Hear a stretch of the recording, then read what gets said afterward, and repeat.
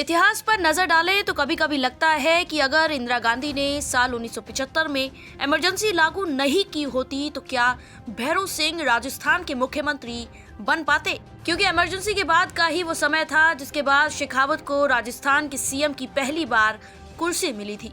भैरों सिंह शेखावत के सीएम बनने की कहानी आपातकाल से जुड़ी हुई है। आइए जानते हैं भैरों सिंह शेखावत का आपातकाल की जेल से पहली बार मुख्यमंत्री बनने तक के सफर के बारे में। हम बात कर रहे हैं उस समय की जब जेपी आंदोलन चरम पर था। इलाहाबाद हाईकोर्ट के एक निर्णय ने इस आंदोलन की ज्वाला और भी तेज कर दी थी। कोर्ट ने इंदिरा गांधी के चुनाव को अवैध घोषित कर दिया था, जिसकी वजह से इंदिरा गांधी को आपातकाल लगाने के अलावा कुछ नहीं सूझा। देश भर में इंदिरा गांधी के विरोधियों की गिरफ्तारी शुरू हुई और इन सब बातों से अनजान भैरों सिंह शेखावत दिल्ली से जयपुर आने वाली ट्रेन में सफर कर रहे थे। जैसे ही उनकी ट्रेन जयपुर रेलवे स्टेशन पहुंची, पुलिस ने ट्रेन को चारों तरफ से घेर लिया। शेखावत के बाहर आते ही उन्हें गिरफ्तार कर लिया गया और इसके बाद शेखावत को पुलिस अधीक्षक ने आपातकाल की जानकारी दी।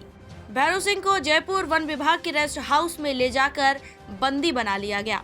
वहां पहले से ही गोकुल भाई भट्ट, कांग्रेसी नेता मास्टर आदित्येंद्र मौजूद थे और भी कई बड़े नेताओं की इसमें गिरफ्तारी हुई थी, जिनमें जनसंघ के नेता सतीश चंद्र अग्रवाल, समाजवादी नेता प्रोफेसर केदार शर्मा, मास्टर रामकिशन आदि भी शामिल थे। सभी के मन में एक ही सवाल था कि आखिर ये क्या हो रहा है। पढ़ने के लिए जब अखबार आया तो प्रेस सेंसरशिप की वजह से उसमें भी कांग्रेस की तारीफों के अलावा कोई और खबर नहीं थी। अब ये रेस्ट हाउस ही भैरों सिंह शेखावत और बाकी नेताओं के लिए जेल था। सुरक्षा इतनी कड़ी कि कोई भी गृह सचिव को लिखित अनुमति के बगैर किसी से नहीं मिल सकता था। बातचीत तो दूर की बात थी। ऐसे में शेखावत ने बाहरी दुनिया से संपर्क साधने के लिए रास्ता निकाला और वो रास्ता था रेस्ट हाउस की 4 फुट ऊंची दीवार। शेखावत ने सिक्योरिटी गार्ड से संदेश भिजवाकर पत्रकारों को आने के लिए कहलवाया, पर डर के मारे एक भी पत्रकार आने को राजी नहीं हुए। आखिर में दैनिक नवज्योति के संपादक महेश वर्मा मान गए और इस तरह दीवार के इस पार भैरों सिंह और उस पार पत्रकार महेश वर्मा खड़े होकर बातचीत किया करते थे। शेखावत ने जानकारी हासिल करने के लिए दूसरी व्यवस्था भी निकाली। इसके लिए उन्होंने अपने मित्र और कांग्रेस के नेता निरंजन नाथ आचार्य के बेटे डॉक्टर दीनबंधु आचार्य से संपर्क साधा। वे जयपुर नगर परिषद में स्वास्थ्य अधिकारी के पद पर कार्यरत थे। दरअसल जेलर कल्याण मल शर्मा ने नगर परिषद की सीवर लाइन खराब होने की शिकायत कर स्वास्थ्य अधिकारी दीनबंधु आचार्य की व्यक्तिगत ड्यूटी रेस्ट हाउस में लगवा दी थी। शेखावत ने बंदी रहते हुए एक और क्रांतिकारी काम किया था, वो भी इंदिरा के राज में। चूंकि इस आपातकाल के दौरान बड़ी संख्या में छात्र नेता भी गिरफ्तार किए गए थे, उन्होंने शेखावत से शिकायत लगाई। शिकायत ये कि आपातकाल की वजह से उनकी वार्षिक परीक्षा नहीं हो रही है, जिससे उनका साल खराब हो जाएगा। ऐसे में उन्हें भैरों सिंह से इसका सहयोग चाहिए। फिर क्या, भैरों सिंह ने जेल में रहते हुए भूख हड़ताल कर दी। 2 दिन की इस भूख हड़ताल के बाद तीसरे दिन गृह सचिव खुद जेल में आकर भैरों सिंह से मिले थे और परीक्षा करवाने का आश्वासन भी दिया था, पर साथ में उन्होंने ये शर्त भी रखी कि इसके बाद वो किसी भी मामले में दोबारा भूख हड़ताल पर नहीं बैठेंगे। शेखावत ने गृह सचिव की यह शर्त मानी और तब जाकर छात्रों की परीक्षा करवाई गई।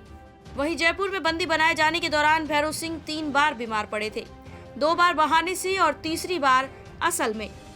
इसी वजह से उन्हें सवाई मानसिंह अस्पताल में कड़ी सुरक्षा व्यवस्था के साथ भर्ती कराया गया था, पर इसके बावजूद सभी नेता शेखावत से मिलने में सफल हो जाते थे। यह देख उन्हें जयपुर से दूर रोहतक की जेल में शिफ्ट किया गया, पर रोहतक जेल में जाना भैरों सिंह के लिए और भी फायदेमंद साबित हुआ, क्योंकि यहाँ और ज्यादातर दिग्गज नेताओं की भीड़ थी। फिर चाहे वो बीजू पटनायक हो, पीलू मोदी हो, सिकंदर बख्त हो या रामधन। फिर कुछ समय बाद चौधरी देवीलाल को भी यहाँ शिफ्ट कर दिया गया।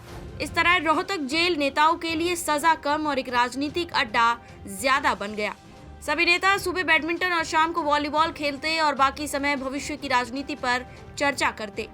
भैरों सिंह को रोहतक जेल में बंद नेताओं का साथ बहुत रास आया, लेकिन कुछ दिन बाद भैरों सिंह और रामधन बीमार पड़ गए। फिर उन्हें दिल्ली के एम्स में भर्ती कराया गया, जहां अटल बिहारी वाजपेयी भी भर्ती थे। शुरुआत में एम्स में कड़ी सुरक्षा थी, पर जैसे जैसे समय बीतता गया सुरक्षा व्यवस्था ढीली पड़ती चली गई। उस समय अरुण शौरी अपने बेटे के इलाज के लिए वहां आया करते थे, तो उनसे भैरों सिंह को सरकार की भावी योजनाओं की जानकारी मिलती रहती थी। 20 दिन बीते और शेखावत ठीक हो गए, लेकिन अब वो रोहतक जेल नहीं जाना चाहते थे। कुछ दिन एम्स में रहना चाहते थे और इसी वजह से भैरव सिंह ने सीने में दर्द का बहाना बनाकर करीब 2 महीने दिल्ली के एम्स अस्पताल में बिताए। फिर कुछ समय बाद वो घड़ी आई जब इंदिरा गांधी ने 19 महीने के इस आपातकाल को खत्म करने की घोषणा कर दी। अब लोकसभा चुनाव कराए जाने थे। मार्च 1977 में चुनाव हुए। देश की अलग अलग जेलों में बंद सभी नेताओं और प्रदर्शनकारियों को छोड़ दिया गया। इस तरह कांग्रेस की सभी विपक्षी पार्टियों ने मिलकर जनता पार्टी नाम से अलग पार्टी बनाई। इसमें इंदिरा के आपातकाल को आधार बनाया गया और कांग्रेस इस चुनाव में बुरी तरह से हारी। कांग्रेस को मात्र 154 सीटें मिली थी और जनता पार्टी और गठबंधन को 545 में से 330 सीटें। वैसे अकेले जनता पार्टी 295 सीट लेकर आई थी। केंद्र में जनता पार्टी की सरकार बनी तो भैरव सिंह का मंत्रिमंडल में नंबर नहीं आया। यहाँ ये बात ध्यान देने वाली है कि भैरव सिंह ने राजस्थान विधानसभा का चुनाव नहीं लड़ा था क्योंकि वो राज्यसभा के सदस्य थे, पर जब बात राजस्थान की कमान संभालने पर आई और जनता पार्टी सबसे आगे थी तो ऐसे में भैरव सिंह ही राजस्थान के मुख्यमंत्री चुने गए। ये सब जानने के बाद हम ये कह सकते हैं कि भैरव सिंह के लिए आपातकाल आपदा में अवसर की तरह रहा, जिसने उनके मुख्यमंत्री बनने और राजस्थान की राजनीति में बड़ा नाम बनाने में बड़ी मदद की। आपको भैरव सिंह से जुड़ा ये किस्सा कैसा लगा, हमें कमेंट सेक्शन में जरूर बताएं। मैं हूँ आपके साथ श्वेता चौहान और आप देख रहे थे पॉलिटिकल पंचायत।